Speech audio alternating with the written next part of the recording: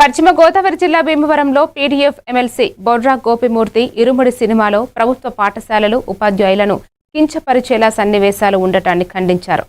ప్రభుత్వ పాఠశాలను ప్రతికూలంగా చూపించే సన్నివేశాలను తొలగించాలని డిమాండ్ చేశారు. సినిమా సమాజంపై ప్రభావం చూపే మాధ్యమమని ఉపాధ్యాయులు విద్యార్థుల పట్ల సామాజిక బాధ్యతతో వ్యవహరించాలని సూచించారు. ఇరుముడి సినిమాపై కొన్ని అభ్యంతరాలు వ్యక్తం అవుతున్నటువంటి పరిస్థితి మీ అందరికీ తెలిసిందే. ఈ ఇరుముడి సినిమాలో ప్రధానంగా మేము అభ్యంతరం వ్యక్తం చేసేవి, ఆ సీన్లు తొలగించమని కోరేవి ఏంటంటే రెండు అంశాలు. ఒకటే, మన సీలేరు ప్రాంతం, పాడేరు నియోజకవర్గం, అల్లూరు సీతారామరాజు జిల్లాలో ఉన్నటువంటి జిల్లా పరిషత్తు బాలికల ఉన్నత పాఠశాలని నేరుగా చూపించటం.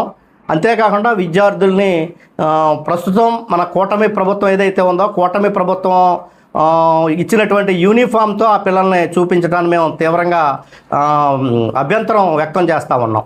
ఒక మహిళా టీచర్ని ఈ సినిమాలో ఒక ప్రతినాయకురాలు పాత్రగా చూపించడాన్ని కూడా, ఆమె పాత్రనే క్రూరంగా చూపిస్తూ ఆమె యొక్క పిల్లల్ని ట్రాప్ చేసి ఎక్స్ట్రా క్లాసులు పేరు చెప్పి తన ఇంటికి తీసుకెళ్ళి అటు నుంచి ఎమ్మెల్యే దగ్గరికి పంపించటం అనే వైపు అంత క్రూరంగా ఒక ఉపాధ్యాయురాలని సినిమాలు ఆ విధంగా చూపించడం చాలా దుర్మార్గం అని కూడా పీడీఎఫ్ ఎమ్మెల్సీగా నేను భావిస్తూ ఉన్నాను. ఎందుకంటే సినిమా అనేది ఈ రోజున సమాజాన్ని మార్పు చేయటంలో ఒక బలమైనటువంటి మాధ్యమంగా పనిచేస్తూ ఉంది.